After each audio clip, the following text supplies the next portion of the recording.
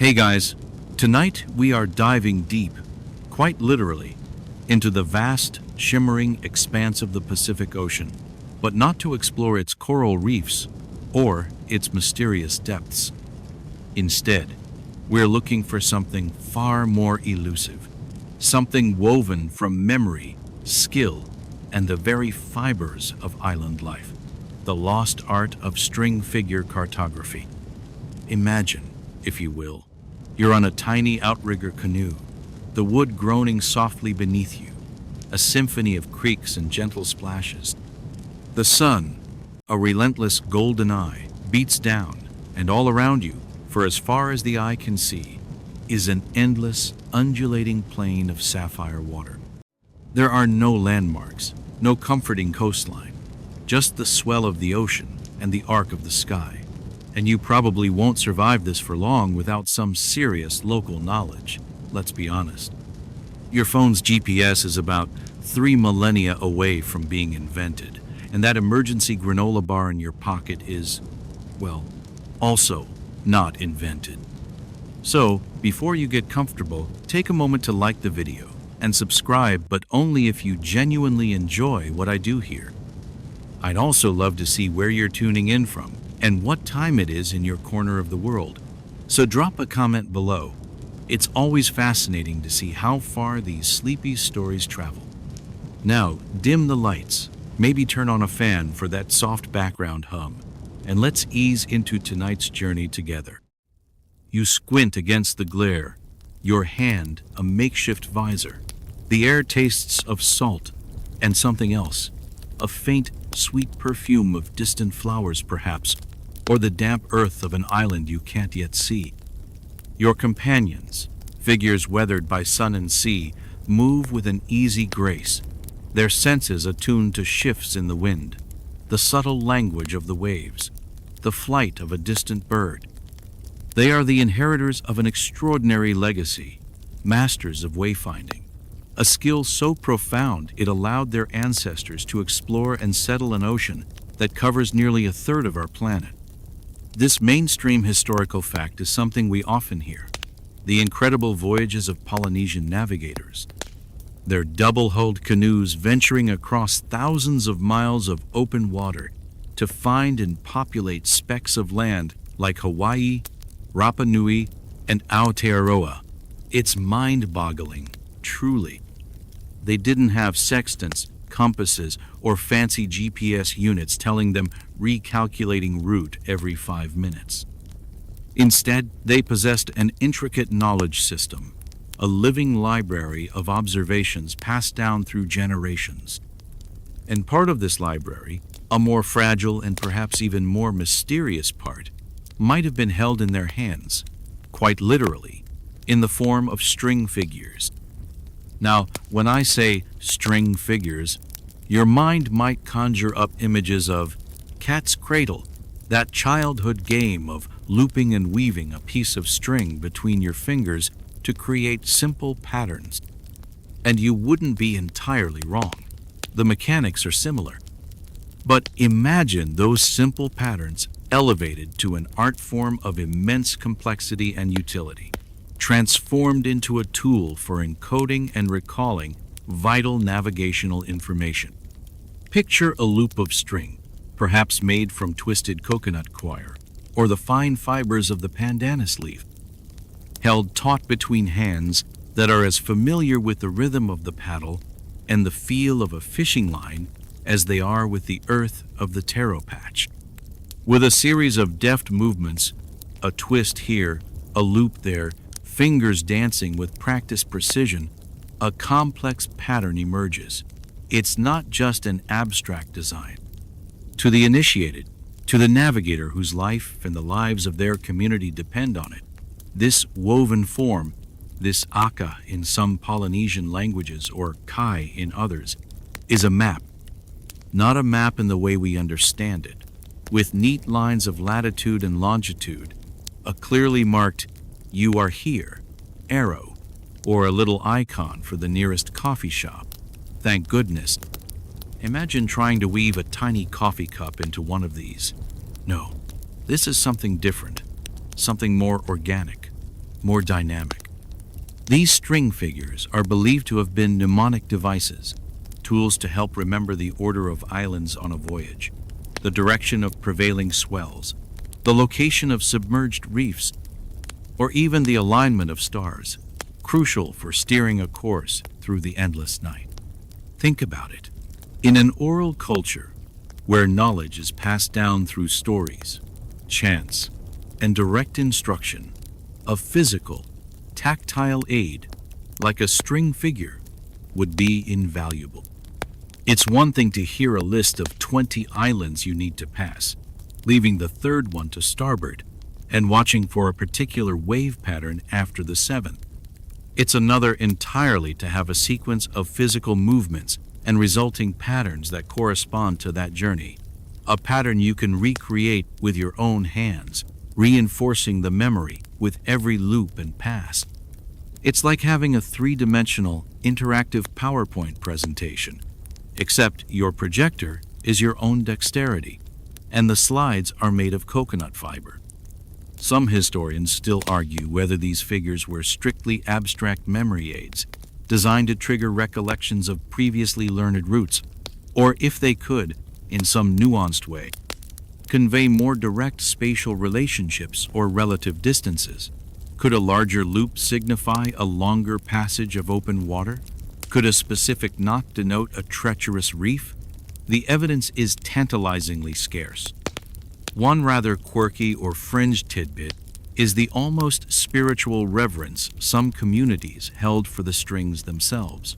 It wasn't just any old bit of cord. In some Pacific cultures, the materials used for important tasks, especially those related to voyaging or sacred rituals, were believed to absorb or embody mana, a spiritual life force or power. So, the very string used to create these cartographic figures might have been seen as more than just a tool. It could have been a conduit for ancestral knowledge, a repository of the collective experience of countless journeys. Imagine a navigator sitting in the dim light of a hut or under the stars, their fingers not just weaving string but also communing with the wisdom of those who sailed before. It adds a layer of profound significance, doesn't it? It elevates it far beyond a simple game. The idea is that these figures weren't static. A sequence of movements could represent an entire voyage, each distinct pattern flowing into the next, mirroring the unfolding journey across the sea. The transition from one figure to another could signify a change in course, a new set of currents to anticipate, or the approach to a particular island group. You watch, mesmerized, as a navigator's hands, gnarled and strong, begin with a simple loop. Then, with a series of twists, turns, and passes, using fingers, thumbs, sometimes even teeth or toes for particularly complex maneuvers, a web of lines appears. It might look like a jumbled mess to your untrained eye, perhaps like a spider had a very confusing afternoon, but to the wayfinder, it's a section of the ocean brought to life. The vast, intimidating Pacific, in all its formless immensity, momentarily captured and made comprehensible in a delicate, fleeting structure of fiber. Now, as you continue to sit there in that hypothetical outrigger, rocking gently, or perhaps not so gently, if a squall is brewing, and let's face it, Pacific squalls don't exactly RSVP, let's try to get a bit more tactile with this idea. You're handed a loop of cord, maybe a bit rough against your unaccustomed fingers, still smelling faintly of the plant it came from. It feels deceptively simple. What profound knowledge could this humble circle possibly hold? Your instructor, perhaps a village elder with eyes that have seen more sunrises over the ocean than you've had lukewarm coffees, begins with the very basics. Opening A, as it's often called in the anthropological texts that later tried to document these fast-fading arts. This involves placing the loop over your thumbs and little fingers of both hands, creating a rectangular frame. Simple enough, right? You might even feel a little smug, like, "I've got this ancient navigation. Here I come." Spoiler, you don't. Not yet. From this basic opening, a universe of possibilities unfolds. A finger reaches across, picks up a string, pulls it through another loop. Suddenly, new lines intersect, new spaces are created within the frame. Your instructor might then show you how a particular twist, a specific way of releasing tension on one string while tightening another, can transform the figure dramatically. Perhaps one movement makes a central diamond appear that could represent an island. Another sequence causes parallel lines to form. Are those the consistent ocean swells, the road druar in Marshallese, that roll unimpeded for thousands of miles, their patterns subtly altered by the presence of land, even land that is still days away over the horizon? You begin to ponder how these elements could coalesce into a navigational aid. If that diamond is an island, where does the next island appear in the string sequence? Do you create another diamond to its east, however east is represented in this stringy lexicon?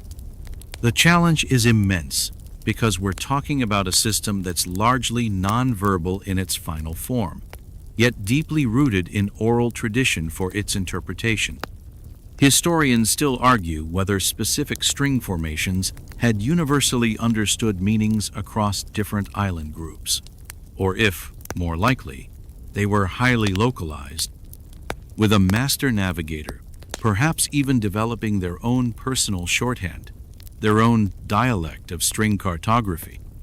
This makes the task of decoding them today, without the living practitioners to guide us, akin to trying to read a forgotten language where most of the dictionary has been used as fish wrap. One fascinating mainstream historical fact is that long-distance voyaging in the Pacific, which peaked between roughly 800 and 1300 AD, saw the settlement of incredibly remote island groups. This wasn't accidental island hopping, it was planned, deliberate exploration, often involving return voyages.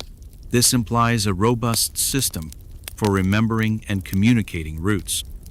Could string figures have been a key component of that system, as vital as their knowledge of wave patterns, bird migration, and bioluminescence in the water?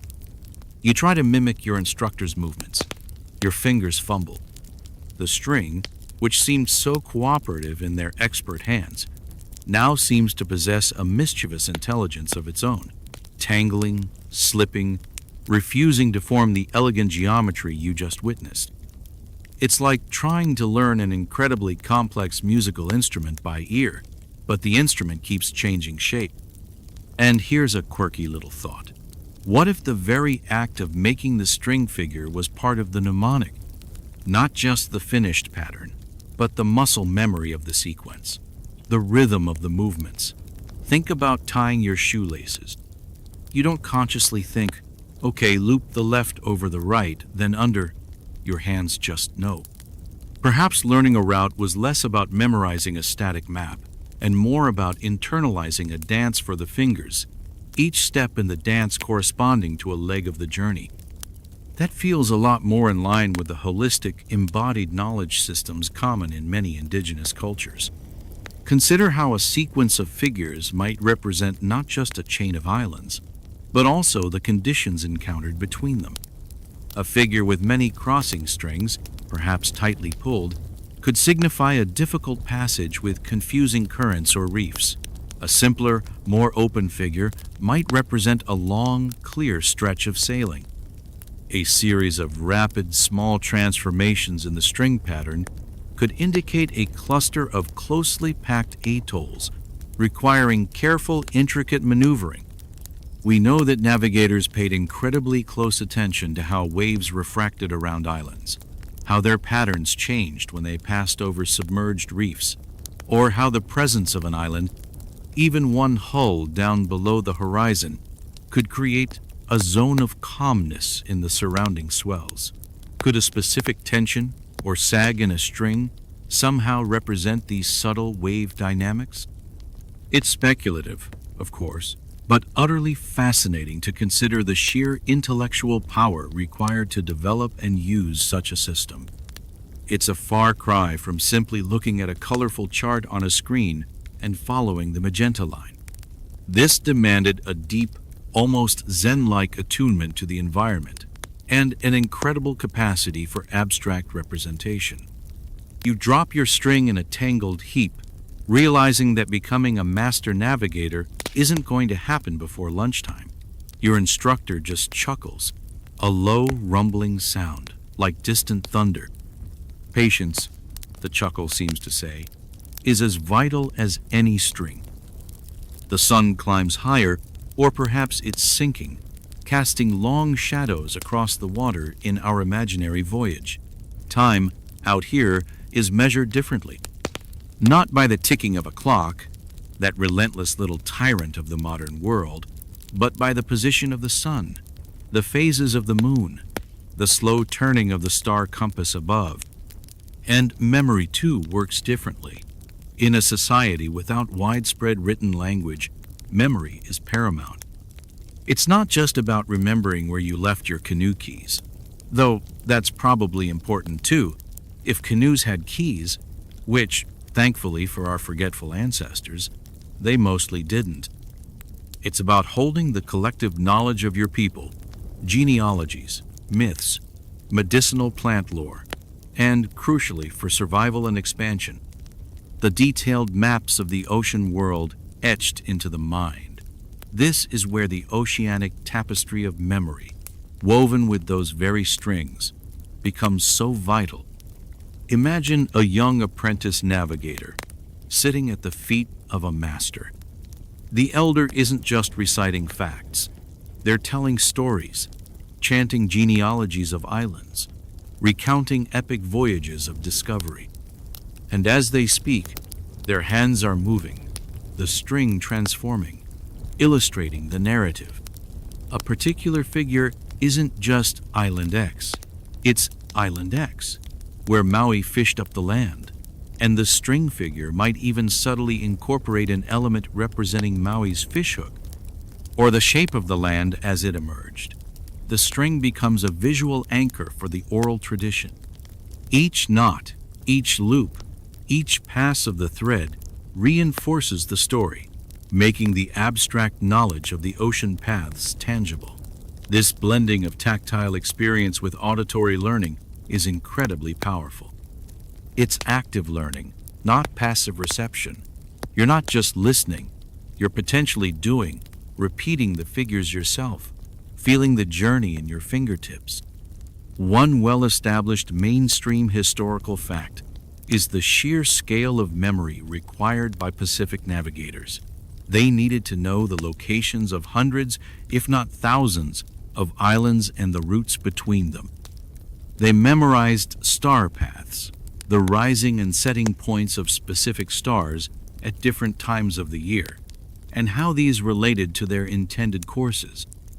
They understood prevailing winds and ocean currents, recognizing subtle shifts that could indicate proximity to land or changing weather patterns. This wasn't just a general awareness, it was precise, detailed information. How could string figures aid in this colossal mnemonic task? Perhaps sequences of figures were chapters in a larger mental book of the ocean. Finishing one complex figure and dissolving it might be the cue to begin the next, just as turning a page reveals a new part of the story. A particularly quirky, though less substantiated, idea is that some string figures might have represented not just locations, but also temporal information. Could a certain number of repeated movements within a figure, or the complexity of a particular section, relate to the number of days' sail between islands, or the typical duration of a particular current? Or maybe even the time of year a specific route was safest, tied to seasonal wind shifts. Historians still argue whether the string figures were purely for route memorization, or if they also served as a kind of dynamic calculator for things like estimating travel time or optimal departure windows. It sounds far-fetched, almost like science fiction, But we must remember the incredible intellectual achievements of these cultures, often underestimated because their technologies were based on organic materials and deep environmental knowledge rather than metal and mechanics. Imagine a navigator running the numbers for a voyage not on an abacus or a spreadsheet, but by flowing through a sequence of string patterns. It's a wonderfully alien concept to our modern, screen-obsessed minds. The figures, then, aren't just static representations. They are alive, changing, mirroring the ever-shifting nature of the sea itself. A storm encountered on a previous voyage might be encoded by a particularly difficult or unstable figure in the sequence, a warning to future travelers. A safe anchorage might be a simple, solid, easily remembered pattern. The tapestry isn't just spatial, it's experiential. It holds not just the where, but also the how and the what happened when. This makes the learning process far more engaging than staring at a Mercator projection, which, let's be frank, distorts the heck out of island sizes in the higher latitudes anyway. Not that our ancient navigators were fussing much about Greenland's depiction. The process of learning would have been iterative, painstaking. An apprentice might spend years mastering not just the figures themselves, but the chants, stories, and detailed environmental observations that went with them. It wasn't about rushing to get a certificate of navigation. It was about absorbing a worldview, an entire way of being in relationship with the ocean. Think about the patience required. You drop your string again. It looks like a rejected nest. The elder, seeing your frustration, might simply start the figure again, slowly, exaggerating the movements, perhaps chanting the associated lineage of islands in a low, rhythmic tone that itself helps to lodge the information in your memory. The multisensory nature of it is key. The feel of the string, the sight of the pattern forming, the sound of the accompanying chant. It's a far more holistic approach than, say, trying to cram for your driver's test by just reading the manual the night before. That usually ends about as well as your first attempt at these string figures. As twilight deepens over our imagined Pacific, or perhaps dawn is just beginning to paint the eastern sky with streaks of pearl and rose, another vast map unfolds above you, the star-dusted canopy of the heavens. For ancient Pacific navigators, the night sky wasn't just a beautiful spectacle. It was a fundamental tool, a celestial compass of breathtaking precision. And it's highly conceivable that their intricate string figures did not just map the ocean below, but also mirrored the guiding patterns of the stars above. You lean back against the smooth, worn wood of the outrigger, gazing upwards. The stars here, far from the polluting glow of modern cities, are a dazzling, almost overwhelming multitude. They seem close enough to touch. The Polynesians and Micronesians developed sophisticated star compasses, not physical instruments, but mental constructs. They knew the rising and setting points of key stars and constellations and how these points shifted with the seasons. A navigator would steer their canoe towards a star rising or setting in the desired direction of travel, and as that star climbed too high or sank below the horizon, they would seamlessly switch to the next star in the sequence along that same bearing. This mainstream historical fact highlights an incredible feat of observation and memorization. They weren't just casually glancing up. They were performing complex celestial geometry in their heads, night after night, on voyages that could last for weeks or even months. Now, how could a humble loop of string assist in this stellar navigation? Imagine a string figure designed not to represent a chain of islands, but the path of a guiding star across the night sky. Perhaps different loops within the figure represent different star houses, specific points on the horizon where key stars rise or set. The way the strings connect these loops could illustrate the sequence in which these stars are used on a particular journey. Or consider a figure that depicts a prominent constellation, say the Pleiades, known as Matariki in Maori or Makalii in Hawaiian, whose appearance signaled important times for planting and navigation. The arrangement of knots or intersections in the string figure might mimic the arrangement of stars in that constellation, serving as a tactile reminder of its shape and orientation. You could, in effect, hold the Southern Cross or Orion's Belt in your hands, a rather more portable planetarium than those fancy inflatable domes we have today. It would certainly be easier to pack on a canoe. Some scholars, and here's an area where historians still argue quite vigorously, have proposed that certain string figures might have even helped to calculate latitude. This is a far more complex idea.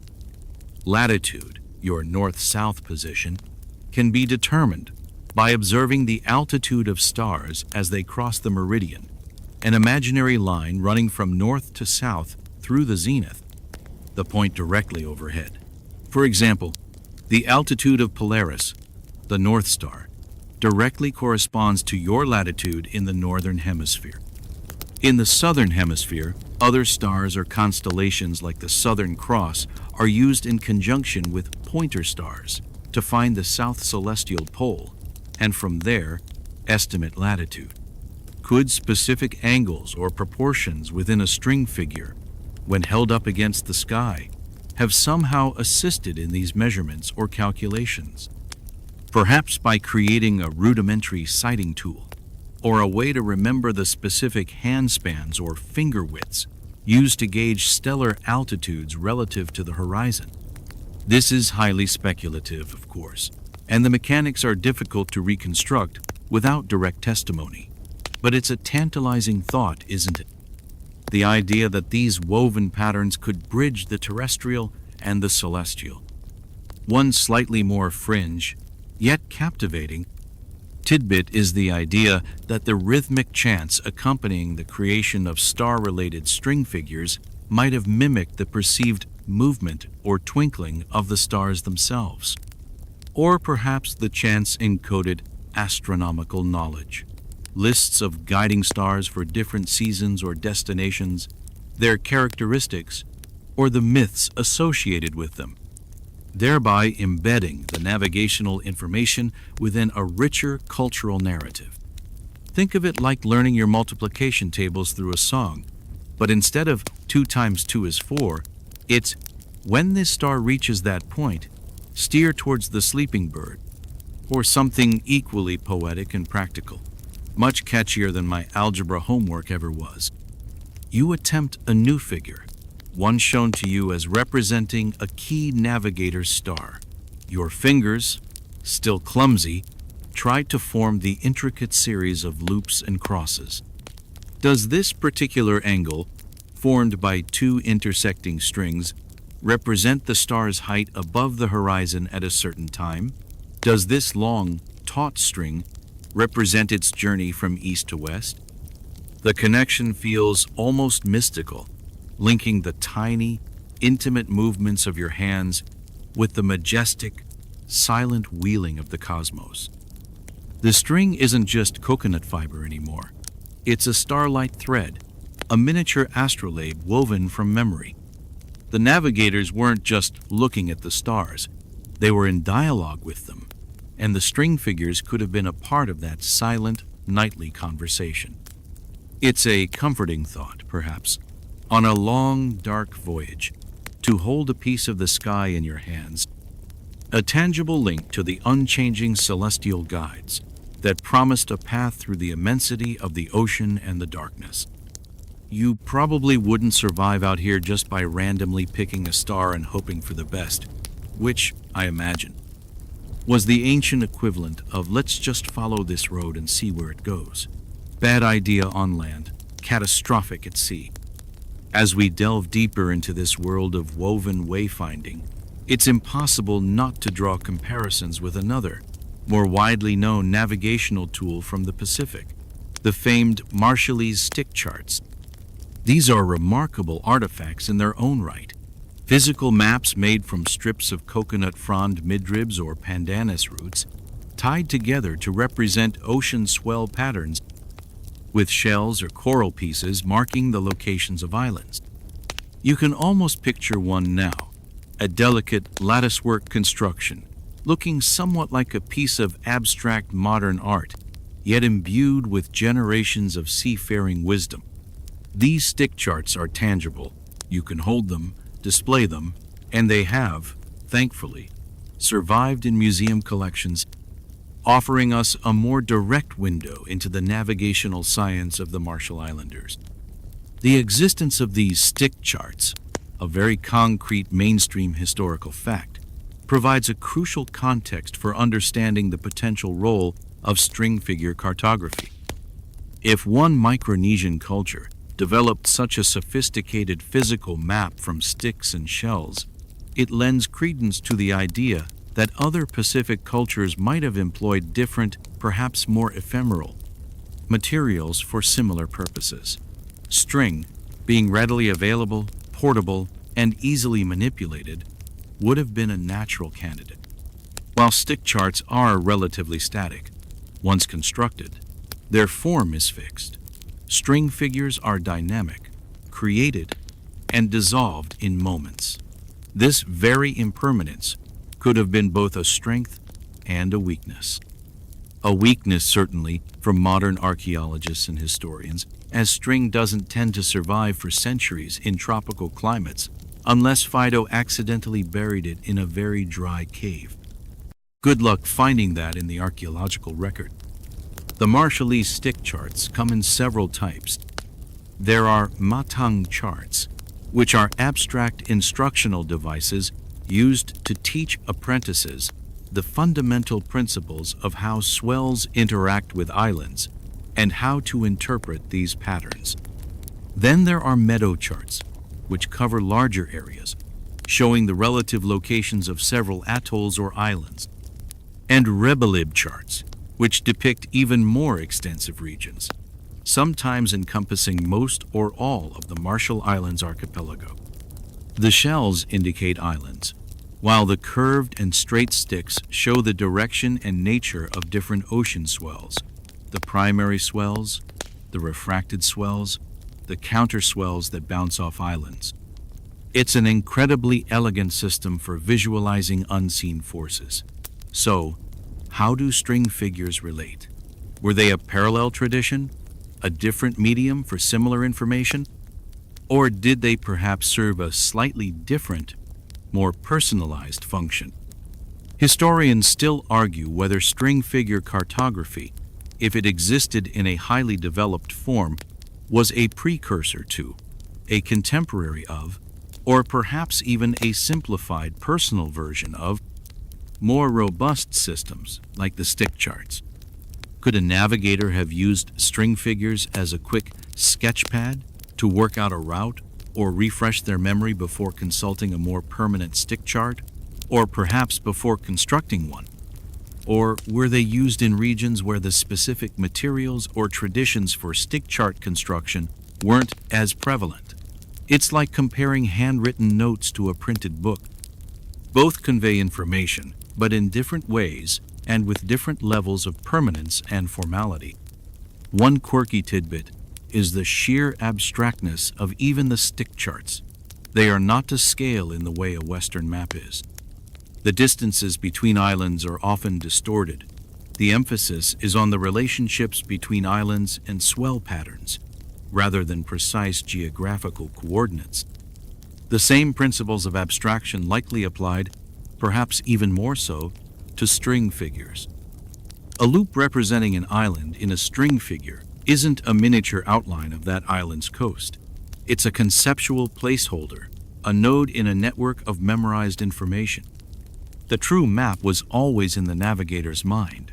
The stick chart or the string figure was merely the key, the trigger, the tangible interface with that vast internal database. You can't just pick up a Marshallese stick chart, or hypothetically a complex map string figure, and say, "Ah, yes, turn left at that big swell, then head towards the pointy shell for 3 days." It requires a profound understanding of the ocean environment and the oral traditions that animate these symbolic representations. Trying to use one without the training would be like me trying to fly a 747 armed only with a paperclip and a can-do attitude, probably not ending well for the complimentary peanuts. You ponder the differences. A stick chart is a more permanent artifact, something that can be studied, discussed, perhaps even collaboratively refined over time within a group of navigators. String figures, by their very nature, are more transient, more personal. They are created, they convey their meaning, and then they dissolve back into a simple loop of chord. This ephemerality might have made them particularly suited for secret knowledge, for navigational details that a master was perhaps not yet ready to share with a wider group, or for information specific to a single, unique voyage. Or maybe it's just that string was cheaper and easier to find than precisely bent sticks and perfectly shaped shells if you were, say, shipwrecked on a desert island with only your wits and a bit of vine. Always be prepared, as the ancient motto probably went. The skill of the navigator was not just in reading the chart, be it stick or string, but in creating it, in understanding the underlying principles that allowed such an abstract representation to be a reliable guide across hundreds, even thousands, of miles of open, featureless ocean. The air grows heavy, humid, and filled with the chirping of unseen creatures if you happen to be close to land, or perhaps just the endless sigh of the waves if you're far out at sea. As we journey with these string figures, it becomes clear they weren't just about lines and angles, currents and stars.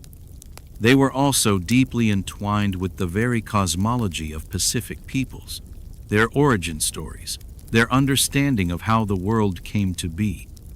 Myths weren't just fanciful tales for entertainment. They were foundational narratives, explaining the existence of islands, the behavior of gods and spirits, and humanity's place within the vast, interconnected web of life. And it's fascinating to consider how string figures could have served as living illustrations for these sacred narratives, literally weaving the islands into existence in the hands of the storyteller. Imagine a village elder, perhaps gathered with children around a flickering fire made of coconut husks, the shadows dancing on their eager faces. The elder begins a chant, an ancient story of creation. Maybe it's the tale of Maui, the great culture hero, a figure whose exploits are a mainstream historical fact, known across vast swathes of Polynesia, from Hawaii to Aotearoa, though his specific adventures vary from island group to island group.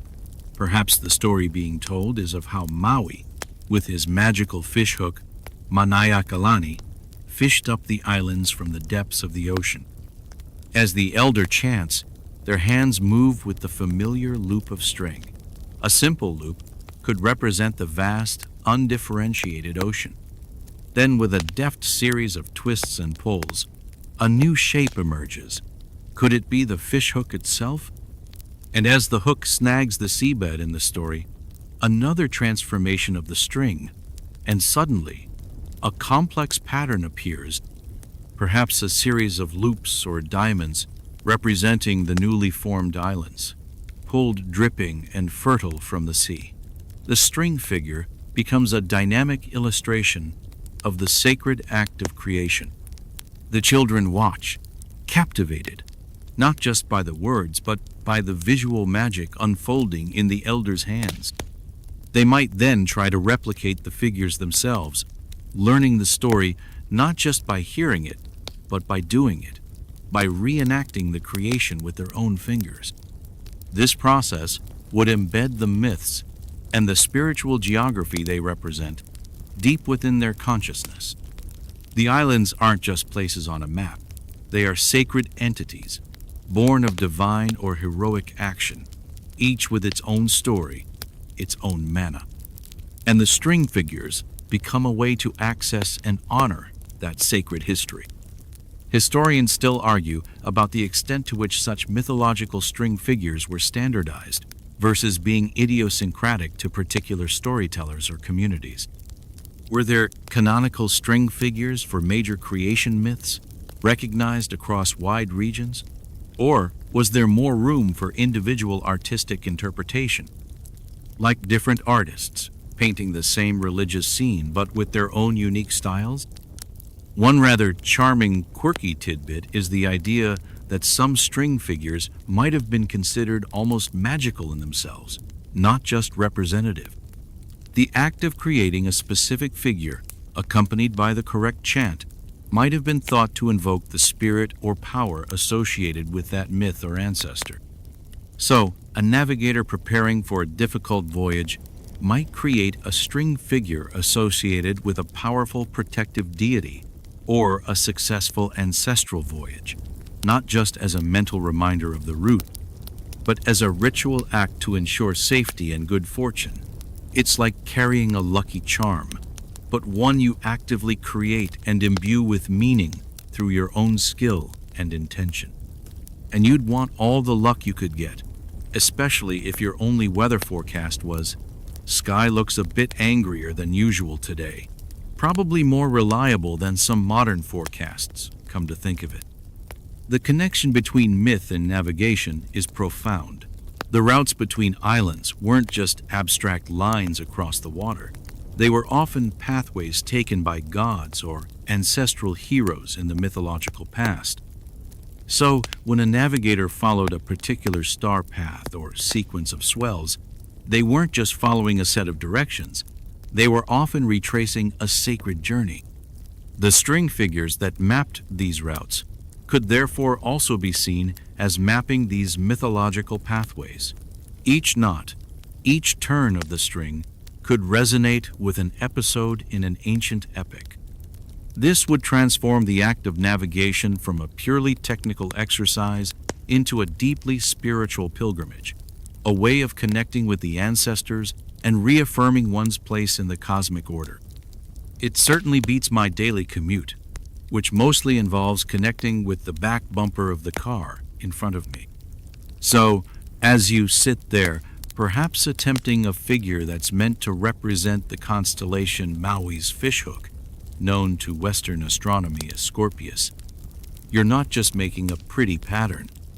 You're engaging with a story that shaped a civilization, a story that explains why that particular curve of stars in the southern sky is so important, not just as a navigational marker, but as a symbol of creation, ingenuity, and the very identity of the people. The string in your hands becomes a thread connecting you to those ancient storytellers, those intrepid voyagers, and the very gods who shaped their world. It's a humbling thought that such simple means could convey such profound meanings, linking the practical needs of survival with the deepest spiritual beliefs, the hypnotic rhythm of the waves, the gentle rocking of the canoe. Or perhaps you're now safely on land, under the shade of a broadleaf tree, the tropical air thick and warm. Wherever our sleepy journey takes you, the question of knowledge transmission is central. How did this intricate art, this delicate dance of fingers and fiber, get passed from one generation to the next? It wasn't through textbooks or online tutorials with pop-up ads for "Learn string cartography in 3 easy steps." Though, frankly, someone probably would have made a killing with that on some remote atoll. The teaching of tides, the chanting of lines, the impartation of this sacred and practical wisdom was a deeply personal, often lengthy, and highly structured process. Imagine again that young apprentice, perhaps a child chosen for their keen observation, their steady hands, or their aptitude for memorization. They wouldn't just be shown a few figures and then sent off to find Tahiti. Their training would begin early, likely with simpler string figures, perhaps those associated with children's games or basic stories, honing their dexterity and their ability to see patterns in the string.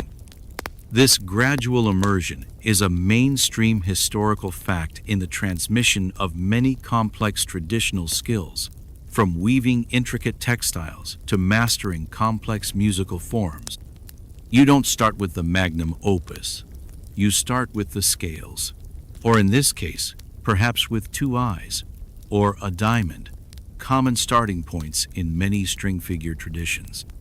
The master navigator, the tufunga taravai in some languages, or the palu in others, would guide the student, not just demonstrating the mechanics, but also explaining the layers of meaning. As they formed a figure representing, say, a particular set of ocean swells encountered near a specific reef, they would chant. The chant wasn't just a musical accompaniment, it was an integral part of the lesson. The words might describe the visual appearance of the swells, their feel in the canoe, the names of the winds that typically generated them, the types of fish or birds associated with that area, or the historical events that occurred there. The rhythm of the chant might even mirror the rhythm of the waves or the cadence of paddling. You are, in effect, learning a multimedia presentation where the slides are string, the audio is the chant, and the interactive element is you desperately trying not to tangle the whole thing into a representation of a confused sea serpent. The teaching sessions might be formal, held in a special navigator's hut or a sacred place, away from the distractions of daily village life. Or they could be informal, woven into the fabric of everyday activities, mending nets on the beach, watching the stars at night, or even during actual voyages, where the lessons of the string could be immediately correlated with the real-world phenomena they represented. See this knot here, how it pulls the other strings taut. That's like the rip current off the western point of Puka Puka. Feel it in the string. Remember it. That's practical learning you're not going to forget in a hurry, especially if Puka Puka is your next stop for dinner. Historians still argue about the exact pedagogical methods. Were apprentices encouraged to experiment, to find their own ways of representing certain features, once they understood the basic principles? Or was strict adherence to the master's precise sequence and form paramount to ensure the accurate transmission of life or death information? Perhaps it was a combination, with a core curriculum of essential figures and chants, and then room for more advanced or personalized electives once mastery was achieved.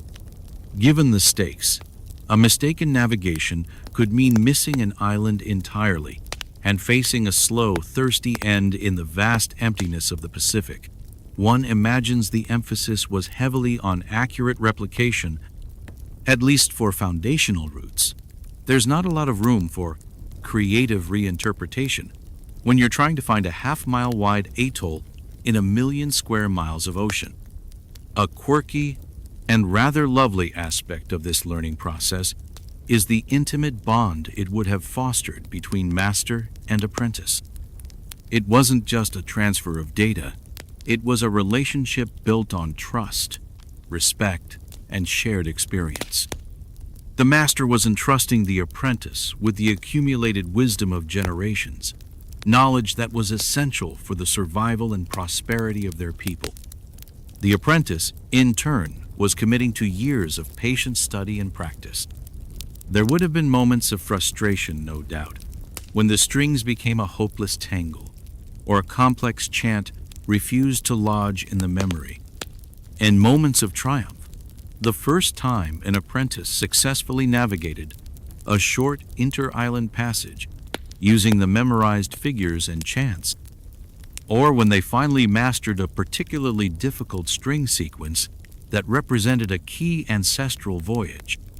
It's the ancient equivalent of your driving instructor finally saying, "Okay, I think you can manage a 3-point turn without taking out a mailbox."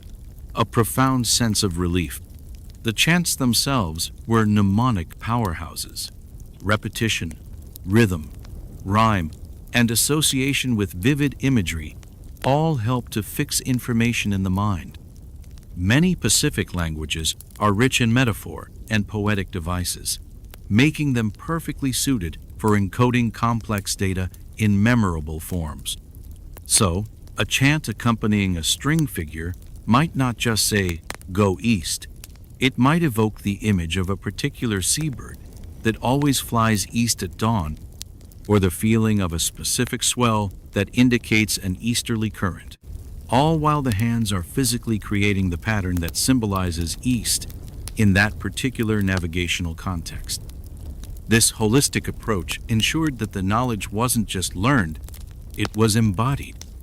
Now, let's drift a little further into the conceptual underpinnings of these string figures as navigational aids. You're sitting there, perhaps finally getting the hang of a simple island loop, your fingers a bit less like a tangled bunch of sea kelp. One of the most crucial things to understand is that these were, in all likelihood, not literal maps in the Western sense. They weren't trying to achieve precise geometric accuracy or a bird's-eye view to scale. Instead, they were cognitive tools, mental maps given fleeting physical form, designed to structure and trigger memory rather than to depict space in a directly analogous way. Think of them less as a photograph of the ocean and more as a personalized, highly efficient flowchart for getting from A to B, C, and maybe even sneaky little D if the winds were good. The mainstream historical fact here is that many non-Western mapping traditions prioritized topological accuracy over topographical. That's a fancy way of saying they care more about the order of things and how they are connected, rather than their exact shape, size, or distance in Euclidean space. Think of a modern subway map. The stations are shown in sequence along lines, and the connections are clear. But the actual geographical distances and a lot of the surface features are wildly distorted or omitted entirely.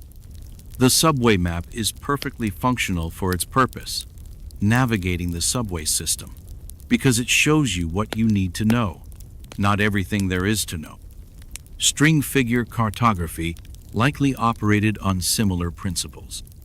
The important thing was to remember that island gamma was 3 mental stops after island beta, and that between them you needed to be aware of swell pattern zeta, not necessarily that island gamma was precisely 83.7 nautical miles on a bearing of 272 degrees from island beta, especially since nautical miles and precise degrees were concepts waiting in the wings of future mariners. So, when a navigator created a string figure, it was an abstraction. A loop might be an island, but it didn't show you the beaches, the mountains, or where to find the best coconuts, though that last one would have been a handy feature, I must admit. A connecting string wasn't a ruler measuring the ocean. It was a symbolic link. Its length or angle in the string figure might not directly correlate to distance or direction in the real world, but could instead represent a conceptual step in the journey or trigger the memory of a specific environmental cue associated with that leg of the voyage. This is where things get beautifully complex. The figures were keys to unlocking a much larger data set stored in the navigator's highly trained mind. It's like clicking an icon on your computer desktop. The icon itself isn't the program, but it gives you access to it. Only here, the RAM was the navigator's brain, and the hard drive was generations of accumulated ancestral knowledge. And hopefully, their mental operating system didn't crash mid-voyage. That would be suboptimal. Historians still argue about just how much information could be densely packed into a single figure or a sequence. Could subtle variations in tension, the thickness of the string in one part of the figure, or the specific finger used to hold a loop, convey additional layers of meaning? For example, holding a particular loop with the thumb versus the little finger, could that signify a difference in the type of current to be expected, or the reliability of a certain star on that part of the D, slide, slot? The potential for nuance is immense and largely lost to us. as these subtleties were part of the unwritten, orally transmitted grammar of the system. It's like trying to understand Shakespeare by only reading every fifth word. You get the gist, maybe, but you miss all the poetry and the clever bits. A quirky and quite insightful fringe idea is that the very act of manipulating the string could serve as a form slide of thinking through a voyage. As the navigator's hands moved, they weren't just recalling a static route. They were mentally rehearsing the journey, anticipating challenges, recalling past experiences. The physical motion could help to access different parts of their memory, almost like pacing up and down can help some people think more clearly. The string figure becomes a kind slide of interactive tactile meditation on the voyage ahead. Imagine the navigator, perhaps the night before setting sail, sitting quietly, the only sound the gentle clack, slide of the string as it tightens and loosens, their mind already halfway to the destination, visualizing the waves, the stars, the feel of the wind. It's a form, slide, of profound mental preparation. This abstract cognitive nature means that if you were to stumble upon an ancient string figure instruction manual, highly unlikely, as it would probably just be a blank palm leaf with a note saying, "Ask you Ilani." She knows this one. You wouldn't be able slide to simply read the map and set sail.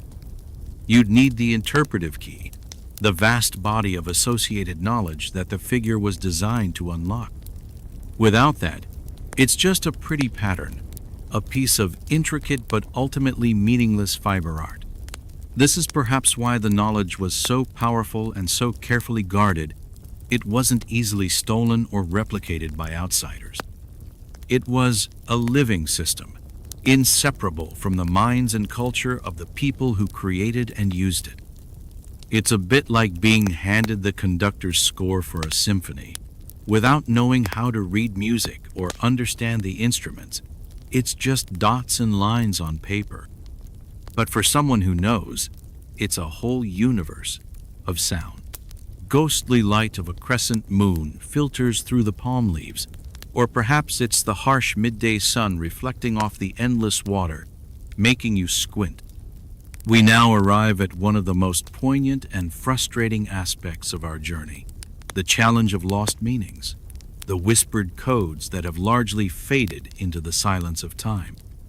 We can admire the ingenuity. We can speculate about the complexities, but the truth is, for many of these potential string figure maps, the user manual is missing, presumed dissolved by the relentless humidity of the tropics, or simply unremembered. It's like finding an ancient, encrypted hard drive without the password, knowing it contains wonders, but lacking the key to unlock them. The primary reason for this loss is, of course, the shift from oral to literate cultures, often accelerated and sometimes forced by outside contact, colonization, and the introduction of new technologies and belief systems. This is a well-documented mainstream historical fact across countless indigenous cultures worldwide. As younger generations were drawn to or compelled towards new ways of learning, new languages, and new economic systems, the intensive, time-consuming apprenticeships required to master traditional arts, like string figure navigation, often fell by the wayside. Why spend years learning complex string sequences and star chants when a sextant and a printed chart, or later a GPS unit, could, seemingly, do the job more easily, or at least offer a more direct route to participation in the new colonial or global economy? The perceived utility shifted, and with it, the chain of transmission began to fray. The navigators themselves, the repositories of this immense knowledge, were a specialized group. Their wisdom wasn't common knowledge, even within their own communities. It was often sacred, passed down through select lineages, sometimes kept within families or exclusive guilds. When these masters passed away, without fully transmitting their knowledge, or when circumstances prevented the next generation from absorbing it. Significant portions of this intellectual heritage could be lost in a single lifetime. Imagine the last master of a particular regional string figure dialect, trying to find an apprentice in a world rapidly changing around them. A world that perhaps no longer valued the rustle of a string between knowing fingers as much as the crispness of a paper banknote. It's a quiet tragedy, repeated countless times across the Pacific. It wasn't a sudden cataclysm like the burning of a library, but a slow fading, like a vibrant tapestry left out in the sun and rain. This is where we encounter one of the most debated areas among scholars. To what extent can we reconstruct or infer the navigational meanings of surviving string figures collected by early anthropologists or enthusiasts? Some figures, recorded in the late 19th or early 20th century, might have come with fragmentary explanations, tantalizing hints of their original purpose. This one shows the way to the fishing grounds, or this represents the stars of the summer sky.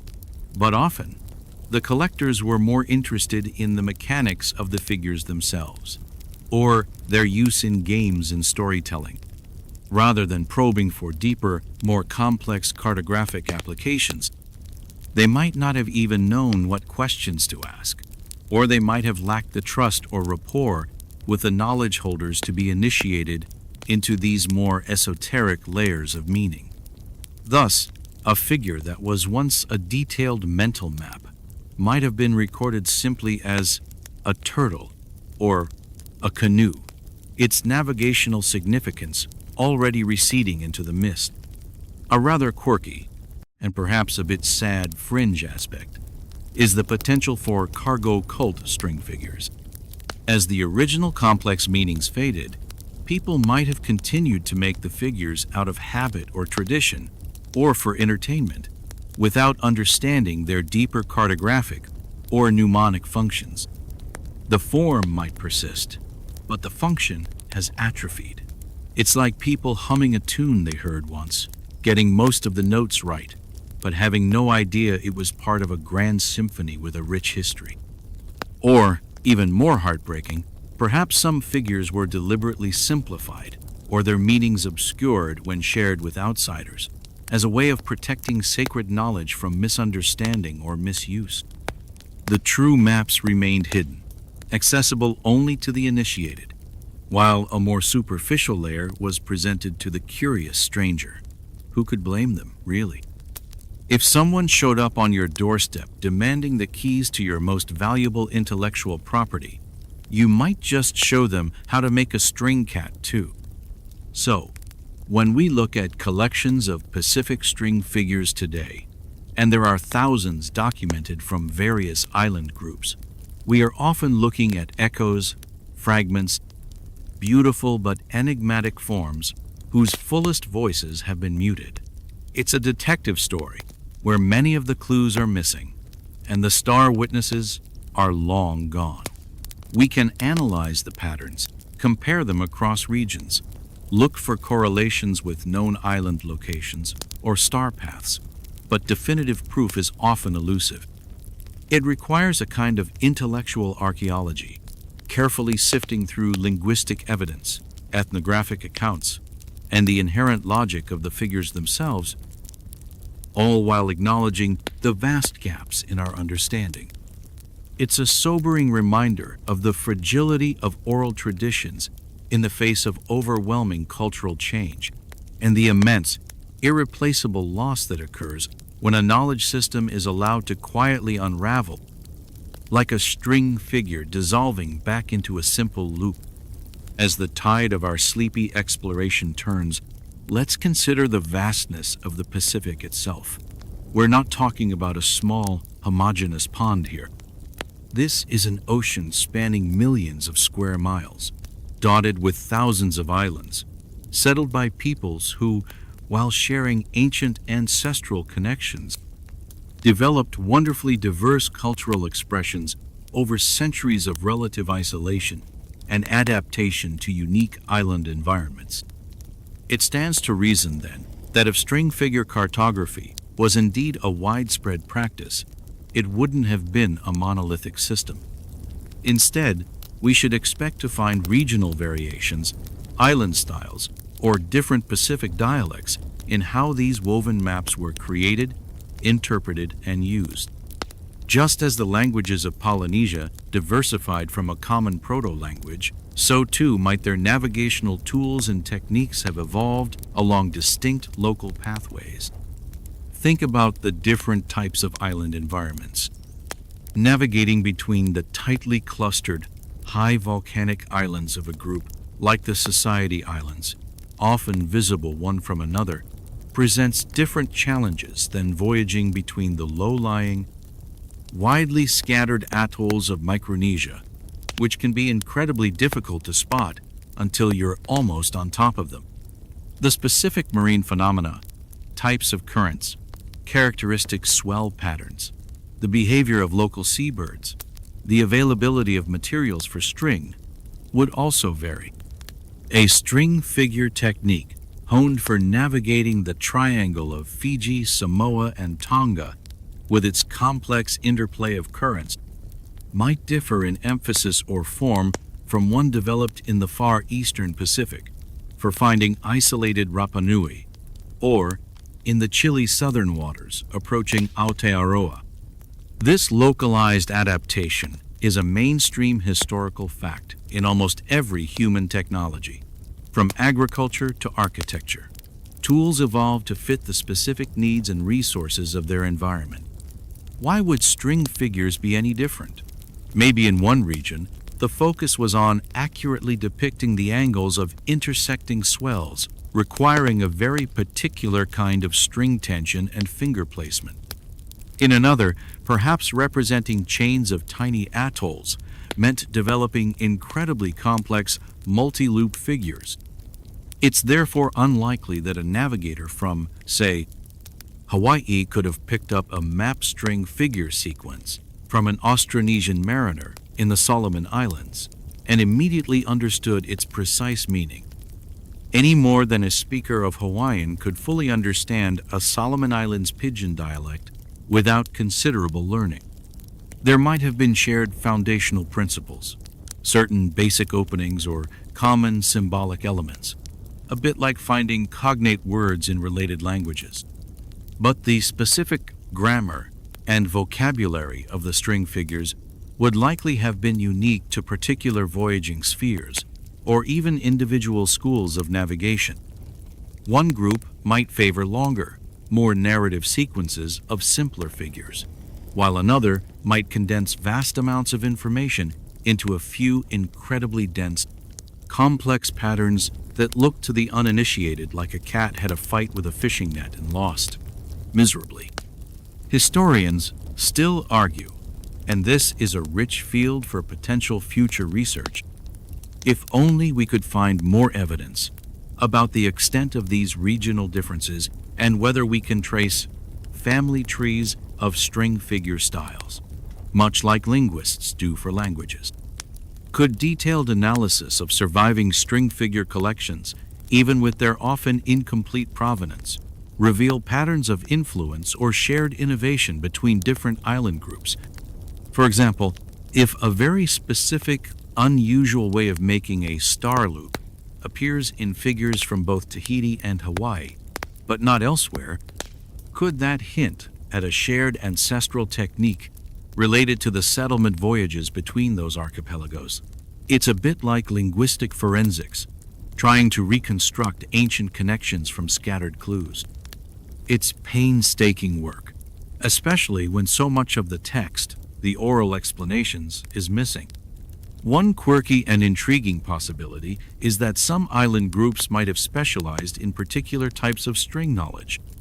Perhaps one group was renowned for figures that depicted weather patterns, sequences that showed the typical progression of cloud formations signaling an approaching storm, or the subtle shifts in wind direction. Another group might have excelled in figures that encoded genealogical information, linking lineages to specific islands and migration routes. A third might have focused almost exclusively on celestial navigation figures. This isn't to say they wouldn't have had other types, but just as different regions in Europe became famous for specific crafts, say Venetian glass or Swiss clockmaking, perhaps different Pacific island groups or even specific atolls became known as centers of excellence for particular applications of string figure wisdom. Oh, you want to know how to find that tricky submerged reef 50 miles south of Rarotonga? You need to see Old Man Kimo on Mangaya. His submerged reef strings are legendary. Just don't ask him about cloud patterns. He gets those all tangled up. This diversity, while making the overall picture more complex for us to reconstruct, also speaks to the incredible adaptability and creativity of these cultures. They weren't just passively receiving a single, static tradition. They were actively shaping it, refining it, and tailoring it to their specific worlds. The string, a simple, universal material, became the medium for a flourishing of distinct intellectual traditions, all aimed at understanding and navigating their vast liquid continent. So, as you imagine trying to learn these figures, remember you might not just be learning Pacific String Figures 101, you might be diving into the advanced swell patterns of the Tuamotus module, or the Caroline Islands Star Compass specialization, each with its own unique syllabus woven in fiber. The wind shifts, carrying with it the scent of rain, or perhaps the distant aroma of wood smoke from an island unseen. Our journey now enters a more somber passage, as we witness the colonial tides and the heartbreaking, though often slow and almost imperceptible, fading of this intricate art. The arrival of Europeans in the Pacific, beginning in the 16th century but intensifying dramatically in the 18th and 19th, brought with it not just new peoples and goods, but new ways of understanding and navigating the world. And these new ways, backed by the power and prestige of the colonizers, often began to overshadow and eventually displace the indigenous systems that had served so well for millennia. It's a story of cultural collision, and as is often the case, the more delicate, orally transmitted traditions were among the most vulnerable. The introduction of Western navigational tools, the magnetic compass, the sextant, chronometers, and detailed nautical charts based on mathematical projections, is a well-documented mainstream historical fact. These tools offered a different kind of precision, one that was less reliant on deep, embodied environmental knowledge, and more on mathematical calculation and instrumental observation. For some, particularly those engaging with the new colonial economies, whaling ships, trading schooners, missionary vessels, adopting these new tools became a practical necessity or a path to new opportunities.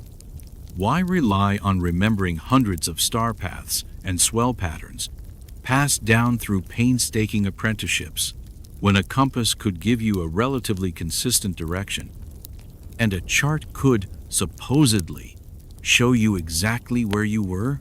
This isn't to say Western navigation was inherently better in all contexts, but it was undeniably powerful and globally dominant. Gradually, the old ways began to seem, well, old-fashioned to some, particularly younger generations increasingly exposed to missionary schools, Western education, and the allure of foreign technologies. The traditional navigators, the Palu or Tufunga, might have found fewer and fewer willing apprentices. The long years of rigorous training, the memorization of chants, and thousands of string figures might have seemed less relevant in a world where a ship's captain with a brass telescope and a rolled-up chart seemed to hold the keys to the ocean. This erosion was rarely a deliberate policy of banning string figures, though suppression of heathen rituals and knowledge by some missionaries certainly happened. More often, it was a subtler process, a shift in values, a perceived lack of utility, a gradual forgetting as the contexts in which this knowledge was vital began to change. If you're no longer making epic transoceanic voyages in traditional canoes, because inter-island travel is now dominated by diesel-powered trading vessels, the urgent need to maintain the full repertoire of string figure navigation naturally diminishes. It's like how few people today learn Morse code when they can just send a text message. Unless you're a real history buff, or perhaps preparing for a very specific kind of apocalyptic scenario. Historians still argue about the pace and uniformity of this decline. In some more remote or culturally conservative island groups, traditional navigational knowledge, including potentially string figures, likely persisted much longer and more robustly than in areas with more intense colonial presence or quicker integration into global trade routes. There might have been navigators in the early 20th century, or even later in a few isolated cases, who still held vast repositories of this knowledge, but perhaps they had no one to pass it on to, or the wider community no longer saw its profound value. Imagine the loneliness of being the last person who truly understands a complex system, the last speaker of a rich and nuanced language of string, with no one left to talk to in that particular dialect. One truly quirky and poignant tidbit relates to how some navigators attempted to integrate new knowledge with the old. There are accounts of Pacific Islanders quickly grasping the principles of Western charts, sometimes even drawing their own versions or correcting European maps based on their superior local knowledge. Could there have been a period where a navigator might have used both a string figure sequence to recall a traditional route and then cross-referenced it with a printed chart, perhaps trying to reconcile the two systems? Or even speculatively, attempting to represent elements from a Western chart using traditional string figure conventions. Okay, this complicated knot here is what they call Port Jackson, and these three little loops are those strange metal birds the Halley foreigners keep talking about. It's a fascinating image of intellectual synthesis across cultural divides, though likely a rare and transitional phase. The tragedy is that with the fading of the practice, the deep environmental knowledge encoded within the string figures also began to erode. The figures weren't just about getting from A to B. They were imbued with observations about ecology, marine biology, meteorology, and astronomy, all woven together. As the strings stilled, a whole way of seeing and understanding the Pacific world began to dim. It's not just the loss of a technology, it's the loss of a rich intellectual and spiritual tradition, a unique expression of human ingenuity, honed over countless generations. The colonial tide, with its powerful currents of change, washed over these delicate, hand-woven maps, often leaving only faint imprints in the sand, like a forgotten game of cat's cradle on a deserted beach. Despite the encroaching shadows of cultural change and the gradual fading of many traditional practices, the story of Pacific string figures doesn't end in complete silence. As the 19th century gave way to the 20th, a new set of outsiders began to arrive on Pacific shores. Not just traders, missionaries, and colonial administrators, but also a new breed of scholar. The anthropologist, the ethnographer, the folklorist. These individuals, driven by a mix of scientific curiosity, romantic notions of primitive cultures, and sometimes a genuine, if occasionally paternalistic, desire to document what they saw as vanishing worlds, began to take an interest in practices like string figure making. It is largely thanks to these early scholars, and their often fragile records, that we have any systematic documentation of these intricate fiber arts at all. The work of figures like Alfred Court Haddon, an influential British anthropologist, and his American counterpart Caroline Furness Jane, is a mainstream historical fact in the study of string figures. Haddon, during the 1898 Cambridge anthropological expedition to the Torres Strait, between Papua New Guinea and Australia, a region with rich string figure traditions, meticulously recorded numerous figures, their methods of construction, and any associated names or stories he could gather. Caroline Furness Jane, though not a field researcher herself, compiled an astonishingly comprehensive book, String Figures, A Study of Cats, Cradle in Many Lands, published in 1906, drawing on correspondence, missionary reports, and ethnographic accounts from around the globe. Her work became a foundational text, demonstrating the near-universal distribution of string figure making and attempting a systematic nomenclature for describing their construction. She wasn't necessarily looking for deep cartographic meaning, mind you. For many of these early collectors, it was more about the patterns, the game aspect, or perhaps seeing them as a quaint folk art, which is a bit like studying Michelangelo's David and concluding it's a nice paperweight. However, even if their focus wasn't always on the lost navigational uses, their efforts preserved a vast corpus of figures that might otherwise have vanished without a trace. They carefully documented the precise sequence of movements: opening A, pass thumb under index loop, release little fingers, creating a written language to describe these physical actions. This was no small feat. Try writing down clear, unambiguous instructions for someone else to replicate even a moderately complex cat's cradle figure without showing them. It's like trying to describe a spiral staircase to someone who has only ever seen ramps. The terminology can become incredibly dense and confusing very quickly. The right palmar string is then Navajoed over the distal left radial thumb string before engaging with the transferred proximal ulnar index string. Yeah, clear as mud.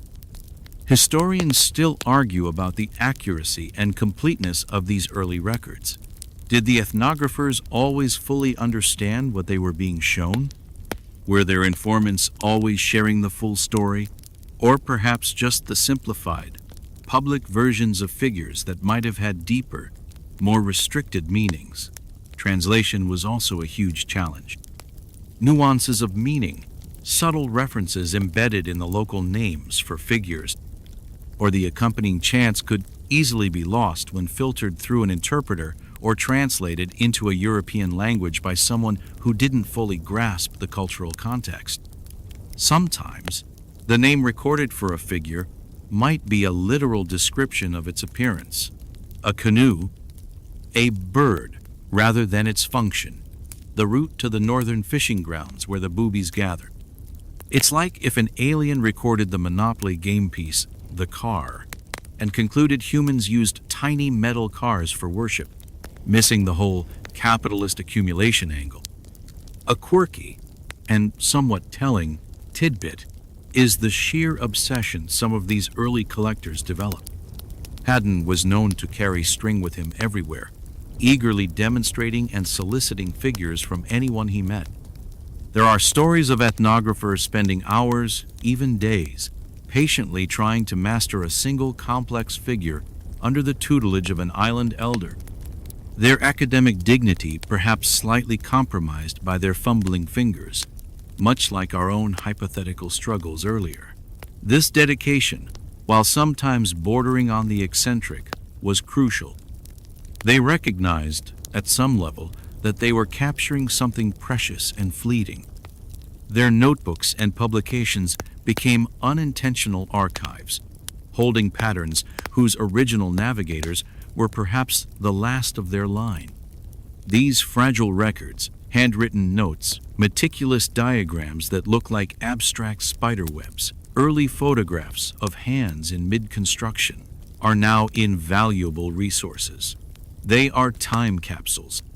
While they may not always explicitly state this figure was used to navigate to Rarotonga, they provide the raw material for modern researchers who, by cross-referencing these figures with archaeological evidence, linguistic studies, astronomical data, and surviving oral traditions, can begin to piece together hypotheses about their potential deeper functions.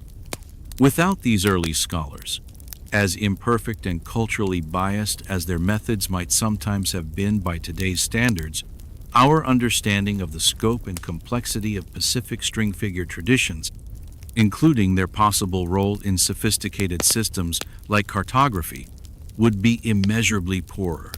They cast a lifeline to a fading art, and we are still, slowly, carefully, trying to reel it in.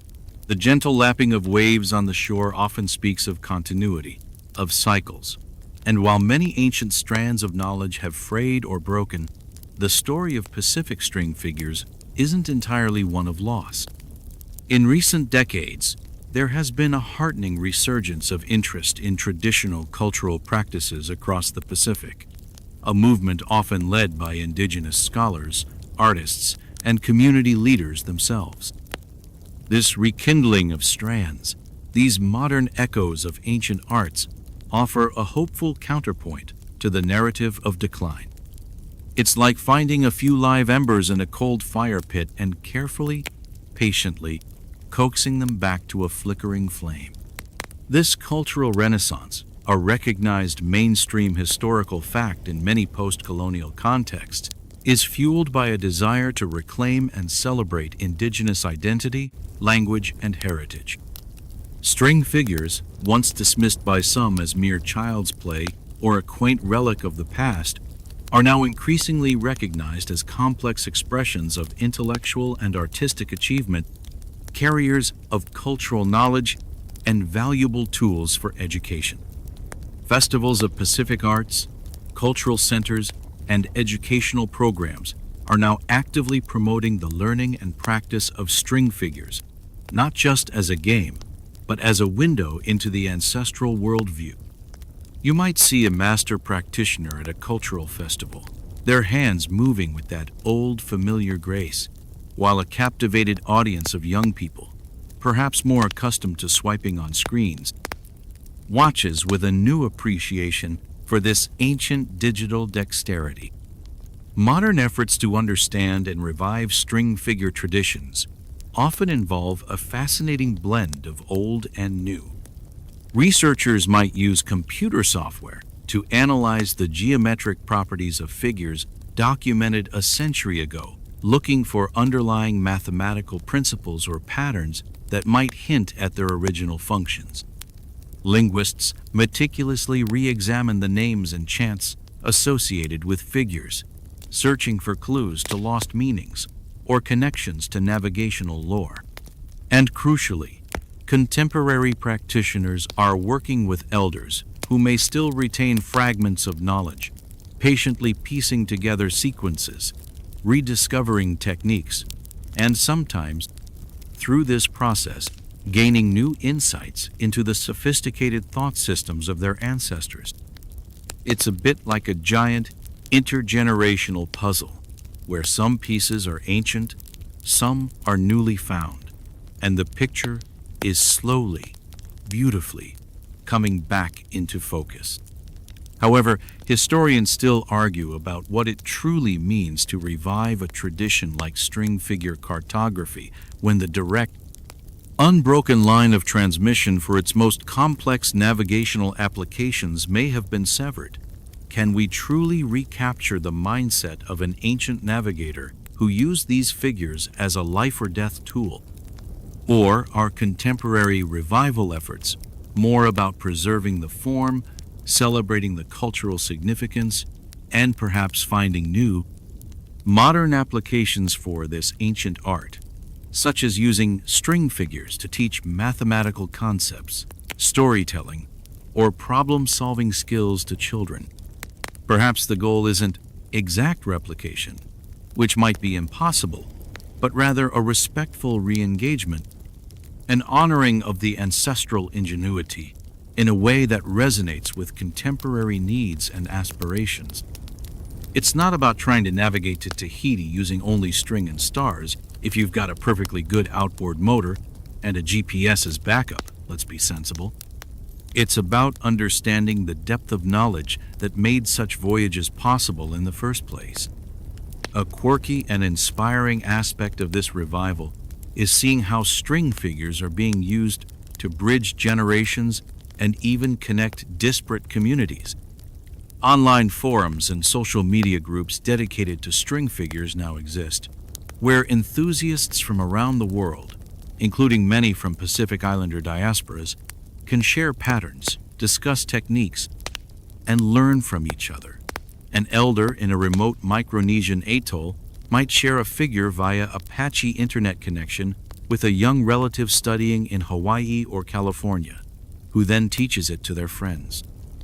The string becomes a digital thread as well as a physical one, weaving new connections across vast distances, much like the ancient voyaging canoes once did. Imagine a Zoom call where someone is patiently explaining, "No, your left thumb goes over that loop, not under. See, like this?" The ancestors would probably be very confused by the glowing rectangle, but possibly impressed by the dedication. This rekindling isn't just about looking backward, it's also about looking forward. By engaging with these traditions, younger generations can gain a deeper appreciation for the scientific and intellectual achievements of their forebears. It can foster a sense of pride and cultural continuity. String figures, in this context, become more than just patterns. They become symbols of resilience, creativity, and the enduring power of indigenous knowledge systems. They remind us that there are many ways of knowing, many ways of mapping the world, and that the lost arts may still have much to teach us. If only we have the patience and respect to listen to their softly whispered, fiber optic narratives. The strings are being picked up again, and while the full tapestry may never be perfectly restored, new patterns, rich with old wisdom and new meaning, are beginning to emerge. As our journey through the woven world of Pacific string figures nears its gentle conclusion, it's important to remember that these intricate creations were rarely, if ever, just about navigation. While the idea of string figure cartography is captivating and central to our sleepy exploration tonight, these versatile loops of fiber were, and in many places still are, so much more. They were tools for storytelling, for playing games, for illustrating proverbs, for divination, for social commentary, and for simply delighting the eye and occupying the hands. The lines between these functions were often beautifully blurred. A figure that helped you remember a route to a distant island might also be part slide of a creation myth, or a children's game that subtly taught important spatial reasoning skills. The use of string figures in storytelling is a well-documented mainstream historical fact across many Pacific cultures. Imagine, once more, that firelit scene. An elder is narrating an epic tale of gods, heroes, or mischievous spirits. As the story unfolds, their hands are constantly moving, the string transforming to represent different characters, objects, or events in the narrative. A simple loop might become the sun, then morph, slide into a bird, then a canoe, then the outspread wings of a stingray. The string figures add a dynamic visual dimension to the oral tradition, making the stories more engaging, more memorable, and more interactive. Children aren't just listening. They're watching the story come alive in the narrator's hands, and perhaps even learning to make the figures themselves, thus embedding the narratives deeply within their own repertoire. It's like an early form, slide of stop-motion animation, but with far fewer tiny clay models and a lot more cultural resonance. Plus, you don't have to worry about the dog eating your main character. String games, often competitive or played in sequences, were also incredibly common. These could range from simple tricks designed to mystify an opponent to complex, multi-person constructions requiring cooperation and coordination. These games weren't just idle amusement. They honed dexterity, improved memory, taught patience, and reinforced social bonds. Some games involved stealing a figure from another player's hands, requiring quick thinking and precise movements. Others might involve transforming a figure through a set sequence of moves, with the first person to complete it correctly, or to make the most elaborate version being the winner. These were fun, certainly, but they were also informal classrooms for the kind of mental and manual agility that would have been invaluable in many aspects of traditional Pacific life, including, perhaps, the more complex manipulations required for navigational figures. Historians still argue about the degree to which the playful aspects of string figures were separate from their more serious applications. Was there a clear distinction in the minds of the practitioners between a string figure made for a game and one made for navigation or ritual? Or was it a continuum, with even the simplest game figures potentially holding echoes of deeper meanings, or serving as foundational exercises for more complex knowledge? It's quite possible that figures that were once vital navigational aids could, over time, lose their specific cartographic meaning and survive primarily as games or story illustrations, their original purpose forgotten, but their form preserved through playful repetition.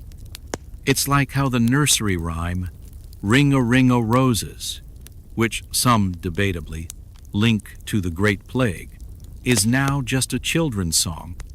Its potentially dark origins mostly unknown to the little ones falling down in a fit of giggles.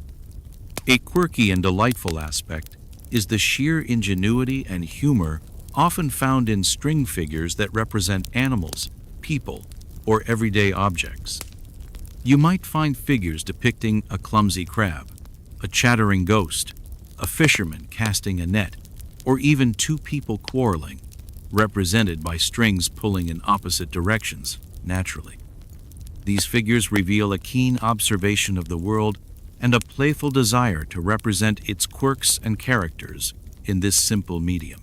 The ability to see a complex three-dimensional form, slide, a turtle, a house, a constellation, and then translate its essential characteristics into a pattern of intersecting strings requires a high degree slide of spatial intelligence and abstract thought.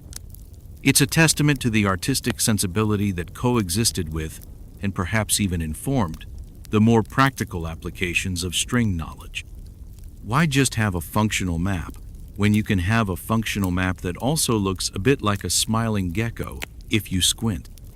So, while we've focused on the fascinating, if elusive, idea of string figure maps, it's crucial to appreciate this broader context. Navigation was likely just one application, albeit a very important one, within a much larger universe of string-based knowledge and expression. The same skills, the same literacy in the language of string could be applied to myriad purposes. A master navigator might also have been a master storyteller, using the same deft finger movements to chart a course to an unseen island one day, and to recount the adventures of a trickster god the next. The string was a thread that wove together the practical and the poetic, the sacred and the mundane, creating a rich and deeply interconnected cultural tapestry. The echoes on the shore aren't just of lost charts, but of lost stories, lost games, lost ways of seeing the world, all once held in a simple loop of fiber. And so, as the first hints of true drowsiness begin to weigh pleasantly on your eyelids, our voyage through the world of Pacific string figure cartography draws towards its peaceful anchorage. We've journeyed from the sun-drenched decks of imaginary outrigger canoes, feeling the phantom spray of the ocean, to the shadowy interiors of firelit huts, listening to the whispered chants of ancient knowledge. We've fumbled with our own hypothetical loops of string, marveling at the dexterity required, and pondered the profound intellectual systems that allowed such simple means to achieve such extraordinary ends, the peopling of the largest ocean on Earth. The echoes on the shore are now growing softer, more distant, as we reflect on the ingenuity, the artistry, and the quiet resilience embodied in this largely lost art. We've seen how these fleeting figures, woven from humble plant fibers, might have served as sophisticated mnemonic devices, helping navigators memorize complex routes, star patterns, and the subtle language of ocean swells. A mainstream historical fact we've touched upon repeatedly is the incredible success of Polynesian and Micronesian wayfinders, a testament to the efficacy of their traditional navigational systems, of which string figures may well have been a vital, if often unrecorded, component.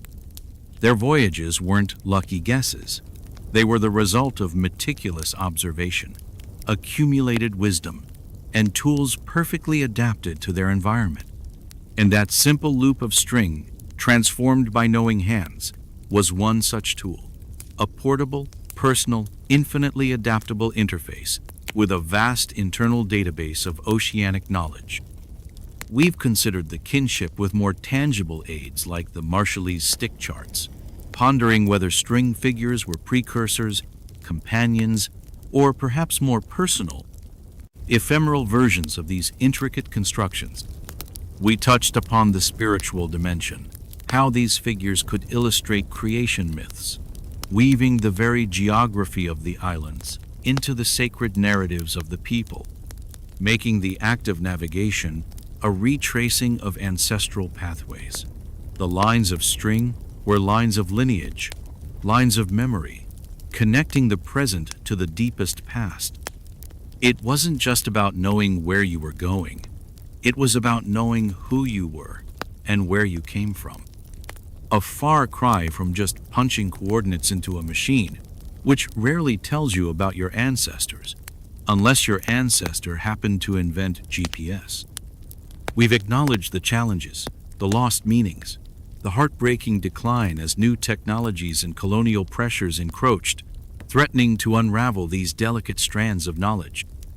The silence surrounding many of these figures today is a testament to the fragility of oral traditions in the face of profound cultural shifts. Historians still argue, and will likely continue to argue, about the precise extent and nature of string figure cartography, sifting through the fragmented evidence left behind by early scholars whose own biases and limited understanding often shaped what was recorded and what was lost.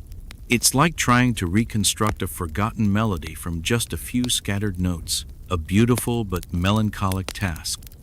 And yet, we've also seen sparks of hope in the modern revival, the rekindling of interest, the efforts by contemporary Pacific Islanders and other enthusiasts to reclaim, relearn, and find new relevance for these ancient arts. The string is once more dancing between fingers, telling old stories in new ways, perhaps even hinting at new understandings of the sophisticated science embedded within those traditional patterns. The journey of these string figures, from essential survival tool to near-forgotten pastime to symbol of cultural renaissance, is a powerful story in itself. It reminds us of the incredible creativity of the human mind, its ability to find profound solutions with the simplest of materials, and the deep, enduring connection between culture, environment, and knowledge. It's a quiet testament to the idea that sometimes the most powerful tools are not those made of metal and circuitry, but those woven from memory, skill, and a deep, abiding respect for the world around us. The ingenuity isn't just in the patterns themselves, but in the minds that conceived of using such a simple medium to encode such complexity. As you drift now, feeling the gentle tug of sleep, perhaps you can still faintly hear the soft whisper of the string, telling its ancient, oceanic tales. The figures dissolve, the lines slacken, the journey recedes, but the wonder remains.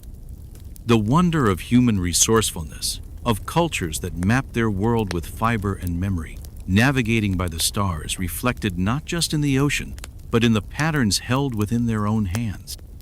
A legacy of silent, woven wisdom carried on the currents of time. The ocean path fades. The stars grow dim in your mind's eye. The string, now just a simple loop again, rests quietly.